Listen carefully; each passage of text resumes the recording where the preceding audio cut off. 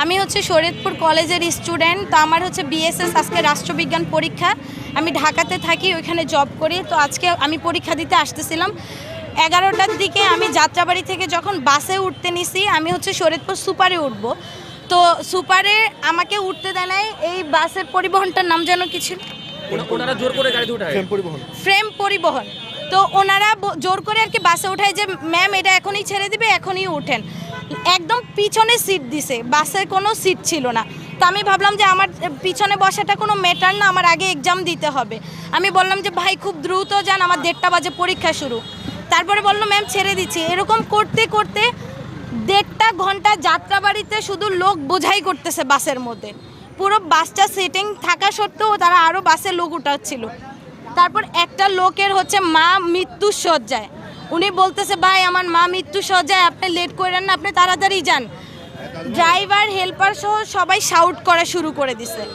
তারপরে আমরা অনেকেই স্টুডেন্ট ছিলাম, ও স্টুডেন্ট, এই ভাইয়া স্টুডেন্ট, আমাদের আরও কয়েকটা ফ্রেন্ড ছিল যারা স্টুডেন্ট ছিল। সবার গায়ে হাত দিছে, আমার গায়ে আমার ওন্না ধরে পর্যন্ত টান দিছে, হাত ধরে টান দিয়ে রাস্তার মধ্যে নামানোর ট্রাই করছে যে ওইখানে যাতে নামাইতে পারে। তারপর সব স্টুডেন্টরা ওকে যখন ধরে, সবাই বাসের যাত্রীরা সবাই মিলে যখন ওকে ধরে, তখন ও বাস থেকে নেমে যায়। বাসের যারা হেল্পার ছিল, ড্রাইভার ছিল, সবাই মিলে আমাদের সাথে খুবই দুর্ব্যবহার করছে, খুবই ঝামেলা করছে। আমার অলরেডি এখন 2টা বেজে গেছে, 2:10 বাজে। আমার এক্সাম, আমার 4টা বছরের সাধনা, আমার পরীক্ষার টাইমটা ওরা মিস করায় দিছে।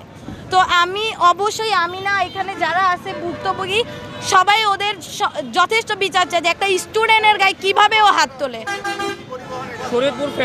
শরীয়তপুর ফ্যাম পরিবহন। তো একটা স্টুডেন্টের গায়ে হাত তোলা কোনো দিক থেকেই এটা গ্রহণযোগ্য না।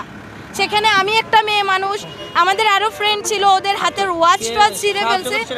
তখন আমি সাব্বিরকে আমি নক করি, আমার পরিচিত ফ্রেন্ড ছিল, ইভেন আমাদের এখন যেহেতু ভালো ইতে আছে, ওকে আমি নক করি। ও হচ্ছে প্রশাসনিকের ব্যবস্থা করে, ইনস্ট্যান্ট। আমি হচ্ছে ওদের যথেষ্ট বিচার চাই। ওরা আমাদের গায়ে কেন হাত তুলছে?